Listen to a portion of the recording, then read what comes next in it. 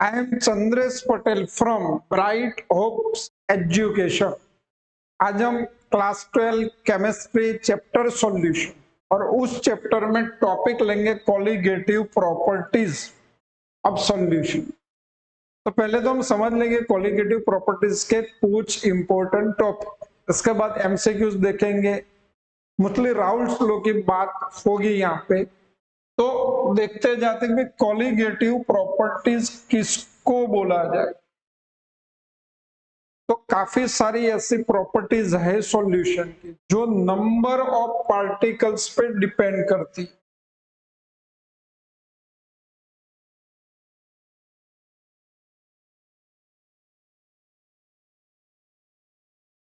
इस पे डिपेंड करते हैं नंबर ऑफ पार्टिकल्स, और ऐसी प्रॉपर्टीज को कोलिगेटिव प्रॉपर्टीज बोला जाता है। डिटेल में डिस्कशन आपने एनसीईआरटी के लेक्चर देखने पड़ेंगे। और कुछ डेल्टा फॉर्मूलाज भी लिख देते हैं। Delta TB is equal to K B M into I. मतलब डेल्टा टीबी क्या है आप जानते हैं, एलिवेशन इन बॉइलिंग पॉइंट। तो बॉइलिंग पॉइंट में इंक्रीज होता है, सॉल्वेंट से सॉल्यूशन का बॉइलिंग पॉइंट इंक्रीज होता है। और इसी को ये जो प्रॉपर्टीज है depends on number of party, और इस प्रॉपर्टीज को कोलिगेटिव प्रॉपर्टीज बोला जाता है। सेम में delta TF depression in freezing point बोला जाएगा, is equal to K F M into I.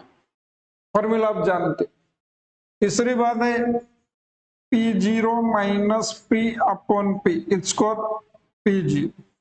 relative lowering vapor pressure of solution is a n upon n plus n into I। तो ये भी colligative properties है। relative lowering vapor pressure also depends on number of particles, solute particles। तीसरी बात है pi is equal to WRT upon mv into I. तो pi is equal to CRT into I. तो ये भी ऑस्मोटिक प्रेशर बोला जाएगा, ये भी कोलिगेटिव प्रॉपर्टीज है। सपोज हम कोई एक एग्जांपल ले, बॉइलिंग पॉइंट ऑफ वाटर। तो ये कितना होगा 100 डिग्री सेल्सियस। अब ये वाटर में मैंने शुगर डाल दिया, कितना 1 मोल शुगर डाल दिया। जो सॉल्यूशन बना उसको क्या बोलेंगे,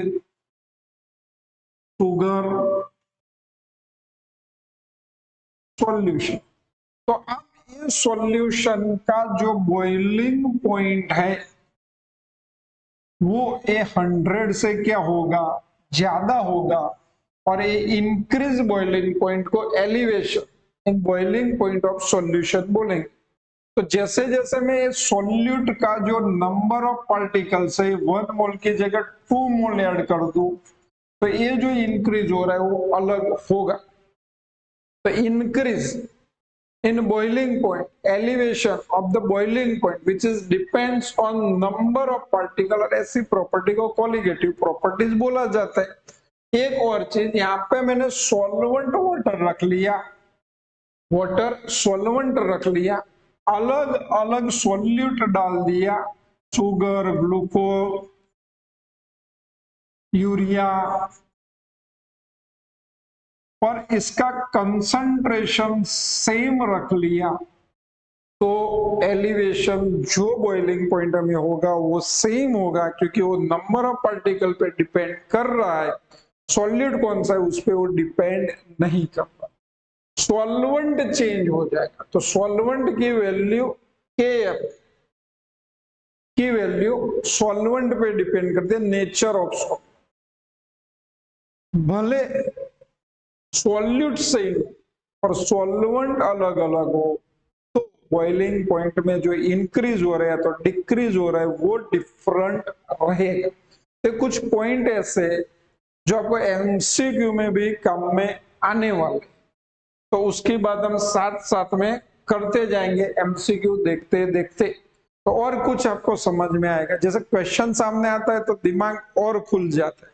चलो question number 1, equimolar solution in the same solvent has. अभी हमने बात कर ली थी, ऑप्शन आप देख सकते हो, सेम सॉल्वेंट है। यहाँ पे देखो बात किसके रिलेटेड है, तो ऑप्शन पे एक नजर लगा तो दो ही पॉइंट दिए हुए, boiling point and freezing.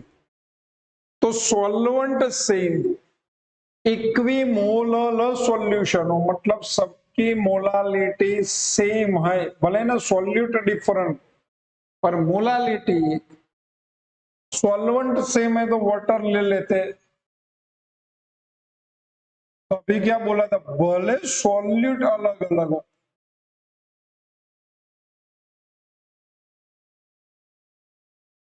Different solute हो, कंसंट्रेशन सेम हो, इक्विमोलर सॉल्यूशन हो, तो क्या होगा, तो जो बॉइलिंग पॉइंट इंक्रीज होने वाला है वो सेम होगा। मतलब ऐसे सॉल्यूशन, सभी अलग अलग सॉल्यूशन का बॉइलिंग पॉइंट सेम रहेगा। Same way depression in freezing point, freezing point में जो डिक्रीज होने वाला है वो भी सेम रहेगा। तो ऐसे सॉल्यूशन का फ्रीजिंग पॉइंट भी सेम रहेगा। तो योर आंसर इज, आंसर पढ़ लो, same boiling and same freezing point. Answer क्या रहेगा, same boiling and same freezing point. चलो आंसर पढ़ सकते हो, depression in freezing point and elevation in boiling point depends on the molality। तो answer C रहेगा आपका।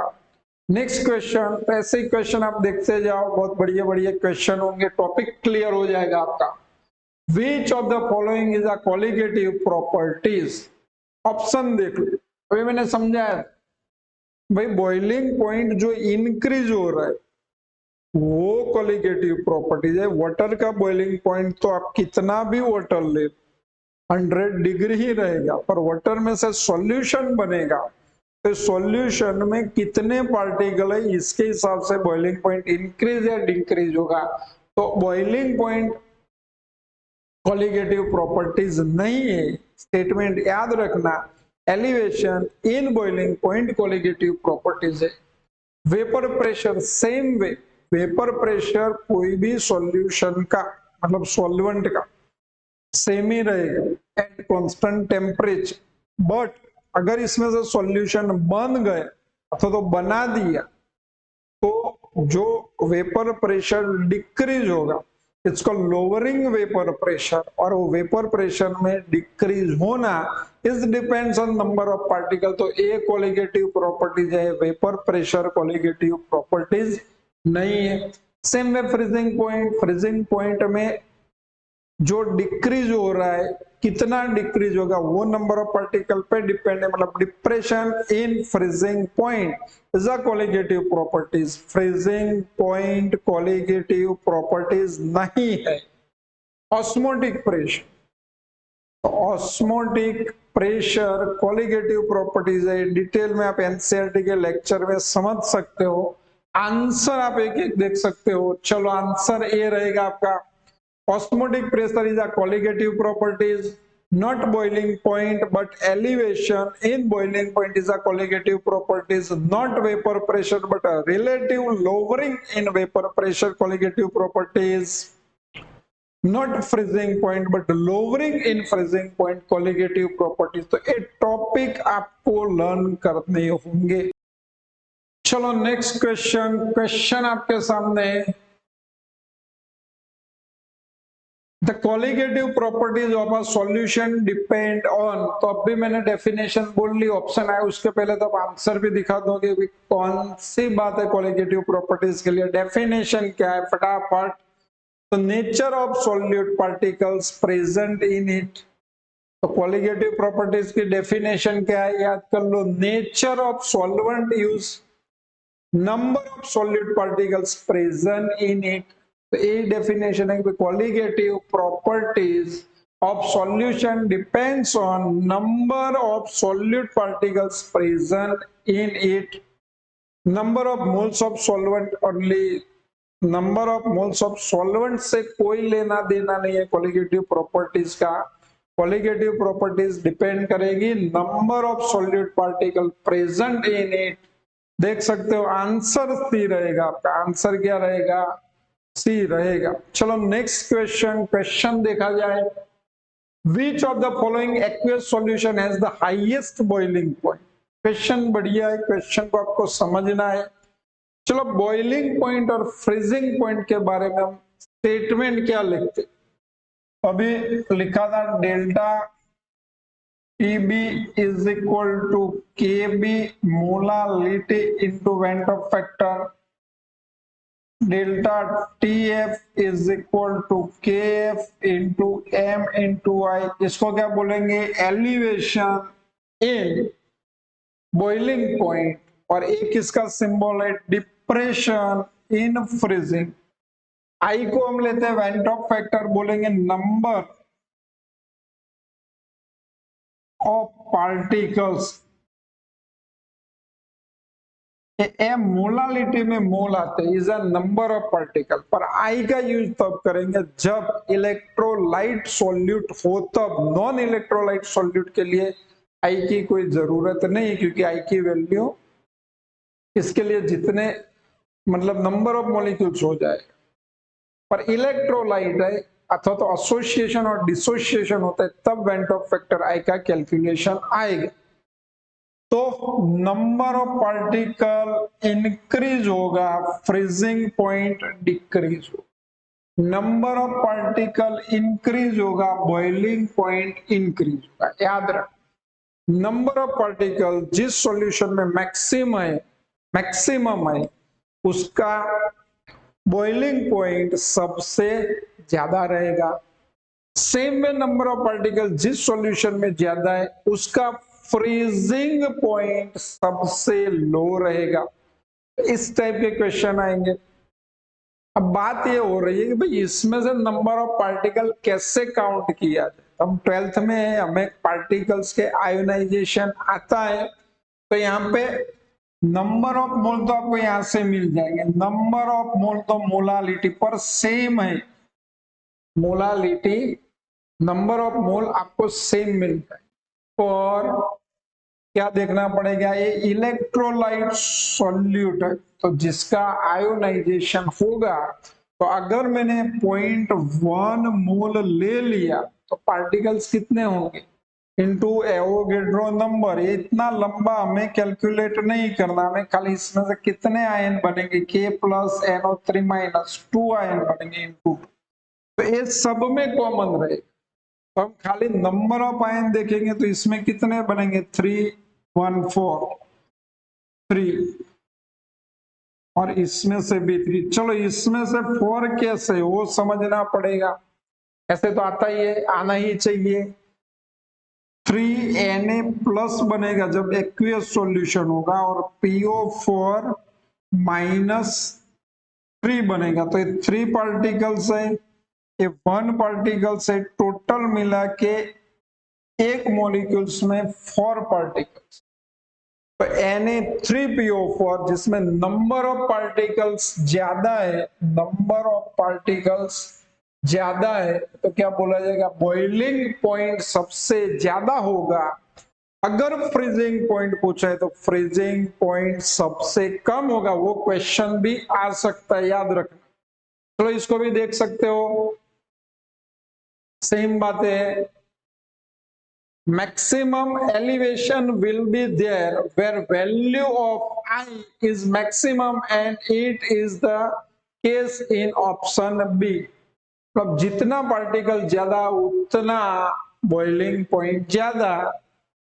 ये बातें हो गई है, answer is a B. Question number 5 आपके सामने, क्वेश्चन बहुत बढ़िया है, पढ़ सकते हो। Which of the following statement is false? कौन सा स्टेटमेंट गलत है, कौन सा स्टेटमेंट गलत है, फिर से पढ़ते हैं।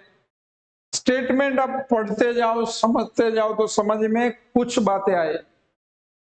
और बढ़िया बात है क्योंकि और भी ये टॉपिक रिलेटेड कॉन्सेप्ट आपके क्लियर होने वाले। थोड़ा टाइम लेंगे पर कॉन्सेप्ट क्लियर होने चाहिए। Two different solution of sucrose, solute क्या है, सुक्रोज है, सॉल्यूशन कितने, दो है, सेम मोलालिटी, कंसंट्रेशन भी सेम है, prepared in different solvents, solvent अलग अलग है, तो we'll have the same depression in freezing point, तो उसका फ्रीजिंग पॉइंट में डिप्रेशन सिमिलर रहेगा। तो डिप्रेशन की बात करें तो क्या लिखा जाएगा, delta T F is equal to K F M into I. Sucrose के लिए आई की वैल्यू 1 रहने वाली है कि सुक्रोज का एसोसिएशन के डिसोसिएशन नहीं होता, वो बातें आपको एनसीईआरटी लेक्चर में भी समझ में आ जाएगी। अब क्या बात है, तो भाई इसमें डिप्रेशन होगा, इसकी मोलालिटी क्या है, सेम है, तो डिप्रेशन भी सेम होना चाहिए, पर इसका क्या करेंगे, के एफ। तो के एफ की वैल्यू पर्टिकुलर सॉल्वेंट के लिए होती है, वाटर का के एफ कुछ अलग होता है, अल्कोहल का के एफ कुछ अलग होता है, और सॉल्वेंट के हिसाब से अगर सॉल्वेंट चेंज हो जाता है, सॉल्यूशन डिफरेंट हो जाता है, तो उसमें जो डिक्रीज होने वाला है बॉइलिंग पॉइंट, वो भी अलग अलग होगा, सेम नहीं रहेगा। तो ये चीज आपके दिमाग में बैठा देना है, केएफ की वैल्यू पर्टिकुलर सॉल्वेंट के लिए होती, और ये सॉल्वेंट में जब सॉल्यूट डालोगे तो उसकी इफेक्ट उसका बॉइलिंग पॉइंट या तो फ्रीजिंग पॉइंट पे रहे। मोलालिटी 1 होगी तो केएफ की वैल्यू जितनी है उतना ही बॉइलिंग पॉइंट में डिप्रेशन होगा। कॉमनली सोचो ना भाई, इसका केएफ कुछ अलग है, इसका केएफ कुछ अलग है, हमने ये 1 ले लिया तो ये वैल्यू अपने आप डिफरेंट हो जाएगी, सेम नहीं रहेगी, क्योंकि वाटर का केएफ और अल्कोहल का मतलब इथेनॉल का केएफ अलग अलग है, तो डिप्रेशन भी अलग अलग रहेगा। तो एक पॉइंट आपका क्लियर हो चुका है। दूसरी बात जो जो याद रखना है वो ये टॉपिक में आपको एकदम क्लियर हो जाए। The osmotic pressure of the solution is given by the equation pi is equal to CRT. C is the molarity of the solution. Osmotic pressure की थोड़ी बात कर लेते हैं। Pi is equal to CRT को मैं लिखूंगा WRT upon MV into I। देखो कॉलिगेटिव प्रॉपर्टीज का जितना मैंने स्टार्टिंग में इक्वेशन लिखा था सब में मोलालिटी आती थी, सब में क्या रहा था, मोलालिटी, और मोलालिटी के इक्वेशन में मोलर मास ऑफ सॉल्यूट कहां आता है, डिनोमिनेटर। तो जैसे मैं दूसरा लिख दूं दिखता है, तो delta T B is equal to K B M into I. I को 1 ले लेते हैं, चलो अब होगा क्या भाई, यहाँ पे भी मोलालिटी तो W अपॉन मोलर मास इतना ही लिखता हूं खाली अपने ध्यान के लिए। क्या होगा, मोलर मास जितना बढ़ेगा इतनी इसकी वैल्यू कितनी हो जाएगी, स्मॉल हो जाएगी, कितनी हो जाएगी, कम हो जाएगी। तो हर क्वालिटेटिव प्रॉपर्टीज का यूज अननोन सब्सटेंस का मोलिकुलर मास ढूंढने के लिए होता है। एक स्टेटमेंट याद रखो, क्वालिटेटिव प्रॉपर्टीज का यूज अननोन सब्सटेंस के मोलिकुलर मास ढूंढने के लिए होता है। कैसे, तो डेल्टा टी अब मैंने प्रैक्टिकली ढूंढ लिया, वाटर में कुछ डाल दिया अननोन सब्सटेंस, तो वाटर का बॉइलिंग पॉइंट, सॉल्यूशन का बॉइलिंग पॉइंट ढूंढ लिया, के एफ नॉन है, हमने वेट जो लिया था वो भी नॉन होते, तो मोलर मास को सब्जेक्ट बनाओ, मोलर मास मिल जाएगा। दिक्कत कहां आएगी, तो अगर मैंने लार्ज मोलिक्यूल्स ले लिए, मैक्रोमोलिक्यूल्स ले लिए, जैसे प्रोटीन अथवा तो पॉलीमर्स, तो ये डेल्टा टीएफ की वैल्यू इतनी छोटी हो जाएगी, practically is not possible to measure it. Delta TF को हम प्रैक्टिकली ऐसे केस में मेजर नहीं कर पाते। तो ये सब प्रॉपर्टीज लार्ज मॉलिक्यूल के लिए मॉलिक्यूलर मास ढूंढने के लिए डिफिकल्ट होता है। पर ऑस्मोटिक प्रेशर के केस में क्या होता है, तो 760 mmHg जब होता है तब 1 बार होता है।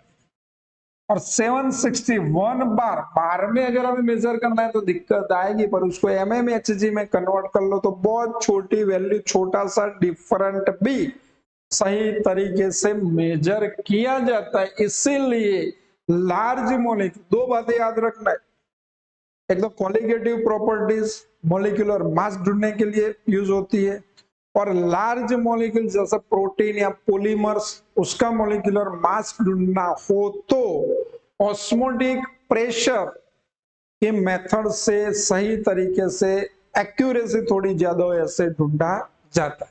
पर ये इक्वेशन इसका सही, ये इक्वेशन इसका सही। एक बात पूरी, दूसरी decreasing order of osmotic pressure for 0.01 molar aqueous solution of barium chloride, potassium chloride, acetic acid and sucrose। अब बात है decreasing order of osmotic pressure. तो ऑस्मोटिक प्रेशर में भी लिखा जाएगा pi is equal to CRT into I. I को आप बोलना कि भाई आयोनाइजेशन होता है तो नंबर ऑफ पार्टिकल काउंट करना। तो जितने पार्टिकल ज्यादा उतना ऑस्मोटिक प्रेशर ज्यादा, सिंपल। अब पार्टिकल का काउंट करना तो आपको आ चुका है। बेरियम क्लोराइड BaCl तो कितने पार्टिकल मिलेंगे, 3। पोटेशियम क्लोराइड KCl कितने पार्टिकल मिलेंगे, 2। Acidic acid CH3COOH aqueous solution में 2 particles. Sucrose C12H22O11 non electrolyte है, 1 पार्टिकल। तब आप ही डिसाइड करो भी सबसे ज्यादा फ्रीजिंग ऑस्मोटिक प्रेशर किसका होगा। पार्टिकल ज्यादा, ऑस्मोटिक प्रेशर ज्यादा, तो ये होने वाला है BaCl2 का सबसे ज्यादा होगा। सबसे कम किसका होगा, सुक्रोज का होगा। तो ये दोनों में दिक्कत आने वाली है, क्या सोचेंगे। तो आप जानते हो strong electrolyte and weak electrolyte. KCl strong electrolyte है तो उसका आयोनाइजेशन पूरा होगा 100% मोस्टली, तो इसमें ज्यादा पार्टिकल्स रिलीज होंगे। Acetic acid comparatively weak electrolyte है तो उसका इतना आयोनाइजेशन नहीं होगा। तो your true order is a BaCl2, KCl, acetic acid and sucrose. और last one is a statement of Raoult's law. वो स्टेटमेंट भी याद रखा करो, कभी कभी MCQ में आ जाता है। According to Raoult's law, the vapor pressure exerted by the non-volatile component of the solution is directly proportional to its mole fraction in the solution। तो ये राउल्ट्स लॉ का स्टेटमेंट है। वो स्टेटमेंट भी MCQ में इंडिविजुअल भी आ सकता है। तो इसके बाद आपको आंसर मिल चुका है, आंसर आप देख सकते हो। आंसर आपका रहेगा, ये डिटेल्स आपके सामने, जरूरत पड़े तो इसको नोट डाउन कर सकते। Question number 6, the magnitude of colligative property in all colloidal depression is blank than solution. अच्छा क्वेश्चन है, लॉजिक वाला क्वेश्चन है। क्वेश्चन आपको समझ, magnitude of colligative properties in all colloidal depressions, मतलब कोलिडल सॉल्यूशन हमारे पास है कोई एक सब्सटेंस का, और उसी सब्सटेंस का ट्रू सॉल्यूशन। दो वर्ड आए आपके पास, colloidal solution and true solution. What is different between colloidal solution and true solution.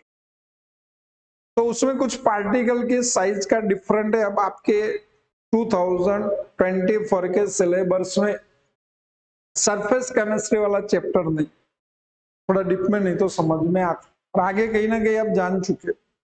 भाई कॉलोइडल सॉल्यूशन में छोटे छोटे पार्टिकल इकट्ठे हो जाते और वो सॉल्वेंट में सस्पेंशन फॉर्म में रहते, फ्लोट करते, तरते रहते। ट्रू सॉल्यूशन में कंपैरेटिवली पार्टिकल छोटे होते, तब जो इकट्ठे पार्टिकल हुए उसको एक ही पार्टिकल काउंट करो। तो ट्रू सॉल्यूशन में नंबर ऑफ पार्टिकल ज्यादा रहते। इन शॉर्ट इतना याद रखो, ट्रू सॉल्यूशन में नंबर ऑफ पार्टिकल ज्यादा होते, कॉलोइडल सॉल्यूशन है तो डिस्पर्जन में नंबर ऑफ पार्टिकल कम होते। और colligative properties number of particle पे डिपेंड करती है। तो magnitude of the colligative property is and colloidal differentiation is lower than true solution. सही मतलब रियल सॉल्यूशन से कॉलोइडल सॉल्यूशन में कॉलिगेटिव प्रॉपर्टीज कम होती है, वैल्यूज कम होती है। आंसर पढ़ सकते हो, colloidal particles are bigger in size than the particles of true solution. The number of particles in the same volume is less in colloidal solution than the true solution. So answer is a lower. ये answer है आपका। चलो next question, question आपके सामने है, Which has highest freezing point? क्या बात है, अभी हमने डिस्कस कर लिया था फ्रीजिंग पॉइंट के बारे में, हमें सोचना है।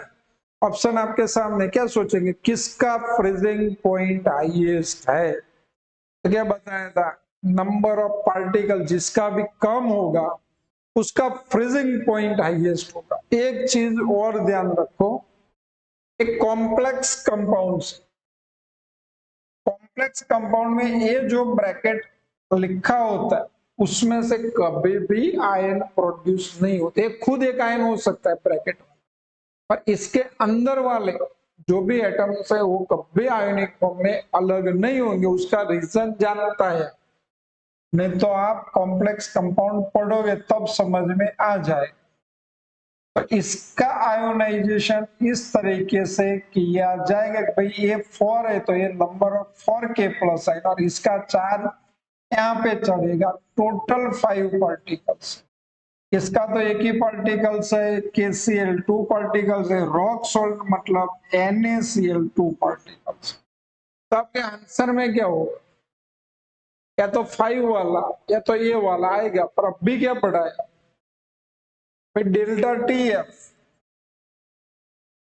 Is equal to KF M into I। Number of particle बढ़ेंगे, फ्रीजिंग पॉइंट डिक्रीज है। तो नंबर ऑफ पार्टिकल कम होंगे, उसका फ्रीजिंग पॉइंट क्या होगा, सोच लो। चलो तो answer B, a substance which in the aqueous solution furnish the minimum number of particles will lower in the freezing point to the minimum.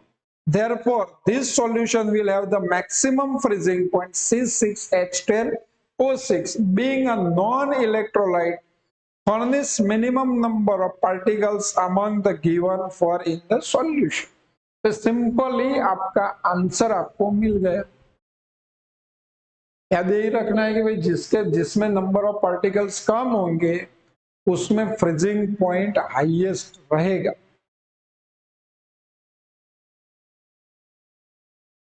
Colligative properties are used for the determination of, colligative properties का use किसके लिए करना पड़ता है, सोचो सोचो सोचो। Starting में मैंने बोल दिया था। चलो आंसर आपके सामने, आंसर आपके सामने है, बोलो। तो आंसर आपका रहेगा मोलर मास के लिए। डेफिनेशन ही है, मतलब सही बात है। क्वेश्चन समझ चुके हो, आंसर भी आपने समझ लिया है। 9 नंबर का question, which colligative property is more useful to determine the molecular weight for the substance like proteins and polymers.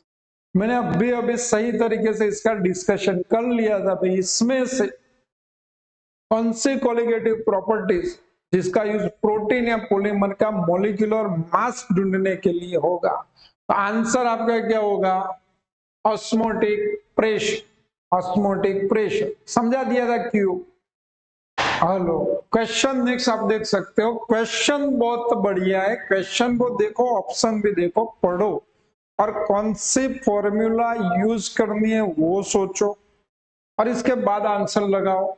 चलो मैं पढ़ रहा हूं, लिक्विड एम, मतलब मुझे एक लिक्विड एम दिया हुआ एंड लिक्विड एन, दूसरा लिक्विड एन दिया हुआ। Form ideal solution, ideal solution बना रहे। The vapour pressure of pure liquid M, अब प्योर लिक्विड एम का वेपर प्रेशर दिया हुआ है 700 mmHg and pure liquid N का वेपर प्रेशर दिया हुआ है 450 mmHg at the same temperature, then correct statement is. अब ये जो ऑप्शन में आपको दिया हुआ है भाई एक्स एम क्या है, तो mole fraction of M in solution. X N क्या लिखा हुआ है? Mole fraction of N in solution. तो ये आप समझ चुके हो, सॉल्यूशन का चैप्टर हमें आता है। तो वाई किसके लिए? तो वेपर फेस में मोल फ्रैक्शन के लिए, M mole fraction of yn mole fraction of m in vapour phase, yn mole fraction of n in vapour phase. तो कुछ ऐसा दिमाग में चलो, मेरे पास एक कंटेनर है, ये सॉल्यूशन है, कंटेनर में क्या है? ये वाला सॉल्यूशन है, कंटेनर क्लोज है और इसके ऊपर ये वेपर है।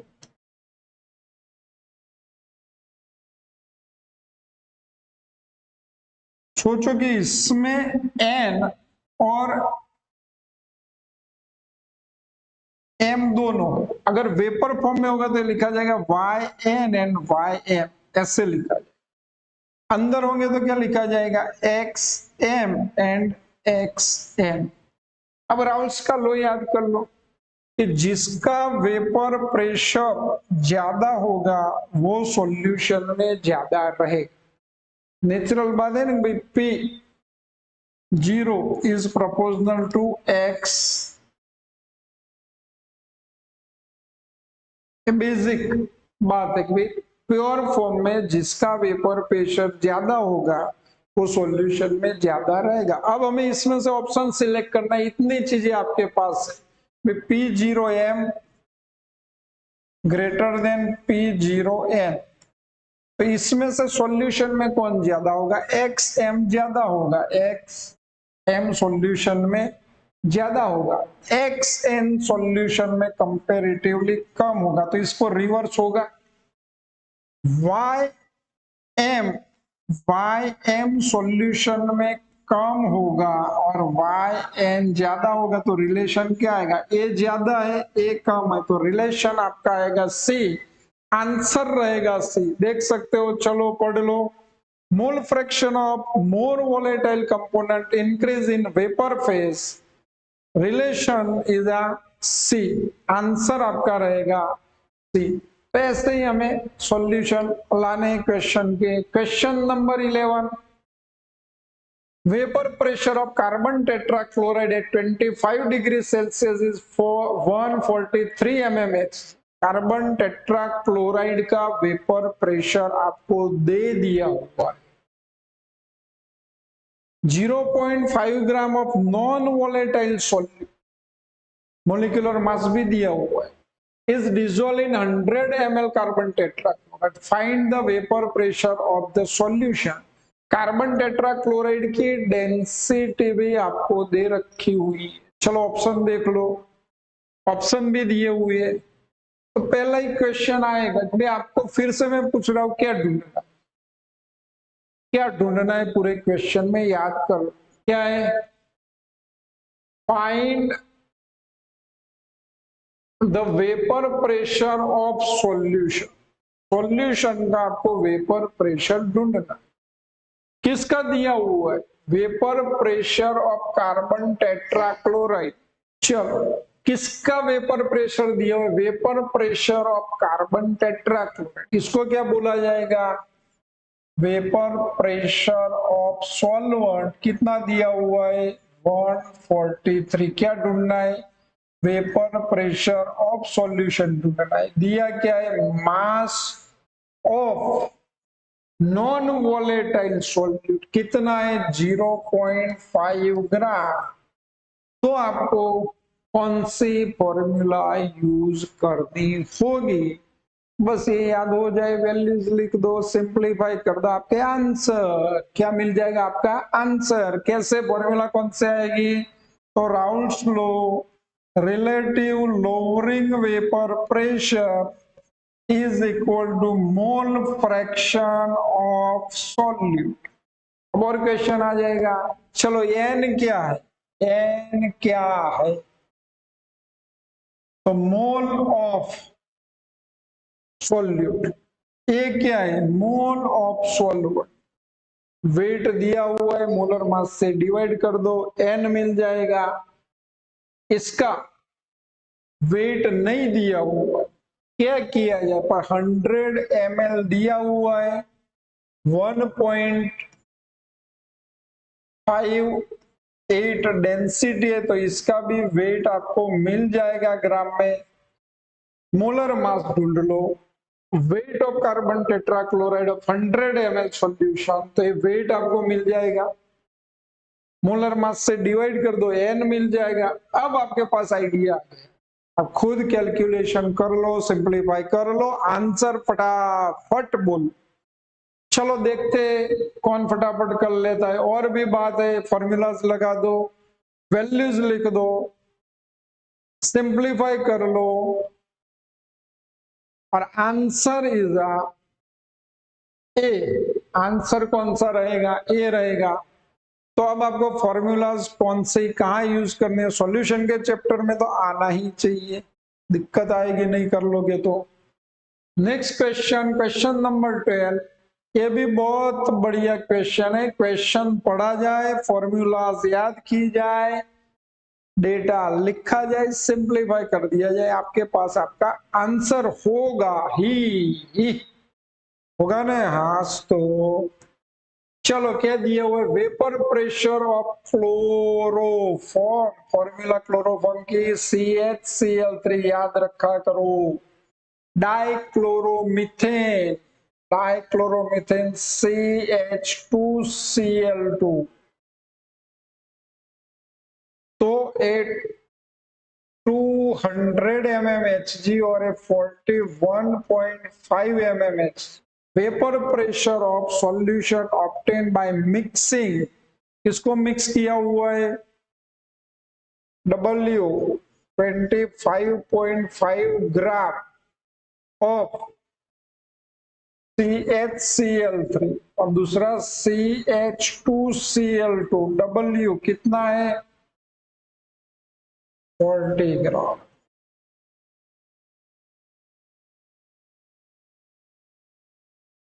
मोलर मास दे रखा हुआ है, ढूंढना क्या है? तो वेपर प्रेशर ऑफ सॉल्यूशन ढूंढना क्या है? अब भी आगे के क्वेश्चन में भी वेपर प्रेशर ऑफ सॉल्यूशन ढूंढ लिए थे, यहाँ पे भी वेपर प्रेशर ऑफ सॉल्यूशन ढूंढना है, पर दोनों क्वेश्चन अलग अलग है। कैसे? तो यहाँ पे ध्यान रखो, दोनों के वेपर प्रेशर दिए हुए, तो दोनों वॉलेटाइल है। दोनों वॉलेटाइल, वॉलेटाइल का मतलब दोनों का वेपर फॉर्म में कन्वर्जन होता है लिक्विड में से। तो ऐसे केस में फॉर्मूला कौन सी लगेगी? वेपर प्रेशर टोटल मतलब सॉल्यूशन P0AXA प्लस P0BXB। दोनों वॉलेटाइल कंपोनेंट हो तो आपको ये फॉर्मूला लिखनी पड़ेगी। एक्स से वेट दिया हुआ है, वेट दिया हुआ है, मोलर मास दिया हुआ है, सिंपल बात हो गई आपके लिए। तो चलो फटाफट सॉल्यूशन इसके साथ साथ किए जाओ, आंसर ला दो। स्टॉप कर लो, पॉज कर लो वीडियो, आंसर आ जाए, बाद में आके देखते जाओ। चलो फॉर्मूलाज, पहले मोल ढूंढ लिए, मोल फ्रैक्शन में कन्वर्ट कर लिए और पी टोटल ढूंढ लिया। Answer is a 90.92 mmHg solution का वेपर प्रेशर आपको मिलेगा। चलो next question, question number 30। Question पढ़ सकते हो, AIEEE 2009 का क्वेश्चन है आपके सामने। अब तो ऐसे क्वेश्चन रहेंगे, फॉर्मूलाज लगाना है, बात तब समझ चुके हो। चलो तो समझ के मुझे आंसर चाहिए। Two liquid X and Y form an ideal solution at 300 Kelvin temperature. Vapor pressure of the solution containing 1 mole of X कितना है 1 मोल है, Y कितना है 3 मोल है, is vapor pressure of solution, तो P solution 550 mmHg, इतना तो पढ़ सकते हो। At the same temperature if 1 mole of Y is further added to this solution. अब किसको ऐड किया 1 मोल को, तो NX तो 1 है ही, NY कितना हो जाएगा 4 हो जाएगा। Vapour pressure of the solution increase by 10 mmHg, तो P सॉल्यूशन कितना हो जाएगा 560 mmHg।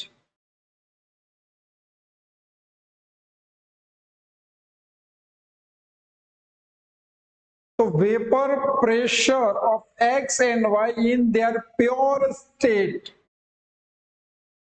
P0X and P0Y will be respectively। ये तो बहुत बढ़िया बात हो गई।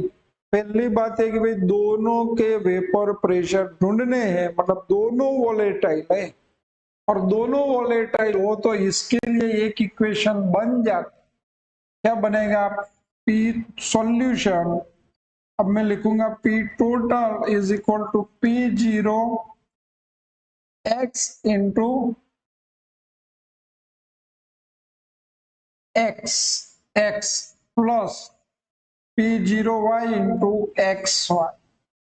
चलो P0X और P0Y तो दिए नहीं है, वो तो ढूंढने, तो मैं यहां लिख सकता हूं 550 P0X। अब ये मिल जाएगा मुझे, तो 1/4 डायरेक्ट जानते हो, प्लस P0Y। अब यहां समझा रहा हूं, XY कितना आएगा तो Y कितना है 3 और टोटल मोल कितने 4, तो एक इक्वेशन मिल गए।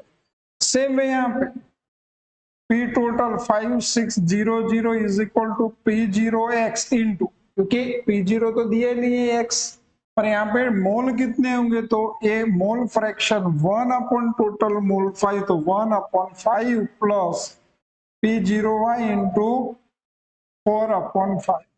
ये दो इक्वेशन को एक दूसरे में से सब्ट्रैक्ट कर लो, इक्वेशन नंबर 1, इक्वेशन नंबर 2, और P0X एंड P0Y ढूंढ लो। इजी का मैं आपके लिए वीडियो को पॉज करके आंसर ला दो, मैं आगे चल के आपको समझा भी रहा हूं।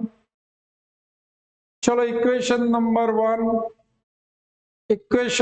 1 आप समझ चुके हो। इक्वेशन नंबर 2 दोनों का सब्ट्रैक्शन करो, आंसर मिल जाएगा आपका। आंसर आपका रहेगा C 400 एंड 600। तो ऐसे ऐसे क्वेश्चन भी रहेंगे। नेक्स्ट क्वेश्चन, चलो नेक्स्ट क्वेश्चन, क्वेश्चन आपके सामने, क्वेश्चन को पढ़ा जाएगा, ऑप्शन भी आपके सामने। The vapour pressure of water at 20 degree Celsius is 17.5 mmHg। Water का वेपर प्रेशर आपके पास है। If 18 gram of glucose is added to 178.2 gram of water at 20 degrees Celsius, the vapor pressure of the resulting solution will। खाली मुझे वही बात चाहिए कि formula कौन सी लगी, वेपर प्रेशर की बात है, सॉल्यूशन का ढूंढना है, ऐसा क्वेश्चन आ गया तो याद रखो कि भाई हमें सॉल्वेंट का वेपर प्रेशर दिया हुआ प्योर वाटर, और इसमें जो कंपोनेंट ऐड किया है वो वॉलेटाइल है कि नॉन वॉलेटाइल। वॉलेटाइल हो तो वॉलेटाइल वाला, दोनों वॉलेटाइल वाला भी जो इक्वेशन यूज किया वो लगेगा। दोनों वॉलेटाइल नहीं है, सॉल्यूट नॉन वॉलेटाइल है, सॉल्वेंट वॉलेटाइल है, तो उसका formula relative lowering vapour pressure is equal to mole fraction of solute. ये स्टेटमेंट भी याद रखा करो, ये लगेगा। चलो फॉर्मूला लगा दो, अपने आप आंसर ला दो पहले, तो बाद में ही वीडियो को देखो आगे। आंसर इज सी 17.325 mmHg, तो ये आपका आंसर रहेगा। तो नेक्स्ट क्वेश्चन, क्वेश्चन नंबर 15 भी ऐसा ही क्वेश्चन है। A mixture of ethyl alcohol and propyl alcohol has a vapor pressure of 290 mm at 300 Kelvin. The vapor pressure of propyl alcohol is given. If the mole fraction of ethyl alcohol is 0.6, its vapor pressure at the same temperature will be। तो यहाँ पे क्या है, vapour pressure दोनों का possible है, मतलब ये हुआ कि volatile solute and volatile solvent वाली बात यहाँ पे लागू पड़ेगी। तो डायरेक्ट यहाँ पे लिख दिया हुआ है, ढूंढना है P0 इथेनॉल, तो P0 इथेनॉल को सब्जेक्ट बनाओ, आपका आंसर आ जाएगा, और आंसर इज A350। तो सेम क्वेश्चन है इसलिए उसको डिस्कस नहीं करेंगे, आपको खुद करना है। 16 नंबर का क्वेश्चन, अब ऐसे ही क्वेश्चन होते रहेंगे। At 300 Kelvin, when a solute is added to a solvent, its vapor pressure over the mercury reduced from 50 mm to for 5 mmHg, the value of mole fraction of solute will be। the formula volatile solvent non volatile solute की लगेगी, different दिया हुआ है P0 और P का, तो simple बात है, यहाँ पे मोल फ्रैक्शन ढूंढना है, तो कोई ज्यादा कैलकुलेशन नहीं है, खुद कर सकते हो। Answer is C। 17 नंबर का क्वेश्चन, क्वेश्चन बहुत बढ़िया है, क्वेश्चन पढ़ा जाए। अब तो आपको आंसर लाना भी आ गया है। Benzene and toluene form nearly ideal solution at 20 degrees Celsius. The vapor pressure of benzene is given and that of the toluene is also given. The partial vapor pressure of benzene at 20 degrees Celsius for the solution, for a solution containing 78 gram of benzene and 46 gram of toluene into। तो क्या कुछ नई बात तो है नहीं, benzene और toluene दोनों वॉलेटाइल। तो P टोटल वाली फॉर्मूला लगाओ, ये ना लगाओ तो ऐसे भी कर सकते हो, आपको खाली बेंजीन का ही पूछा हो, तो P benzene is equal to P0 benzene into X, तो P0 benzene n/n plus n कर लो, सिंपल आंसर आ जाएगा, वैल्यू लिख दोगे। तो दूसरा तरीका भी है पर वो लंबा है, तो यहाँ पे पूरा क्वेश्चन पढ़ो तो आपको पूछा किसके बारे में, बेंजीन के लिए, तो benzene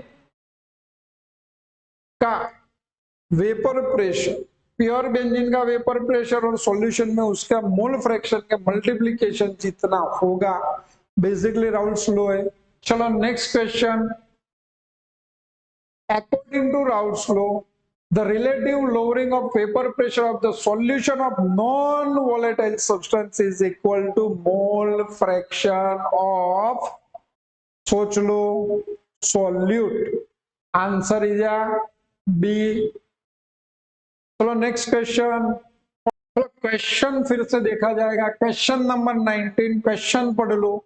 When a substance is dissolved in a solvent, the vapor pressure of the solvent is decreased. This result in, option आपके साथ, पर हम समझेंगे कि भाई वेपर प्रेशर एक कंटेनर है,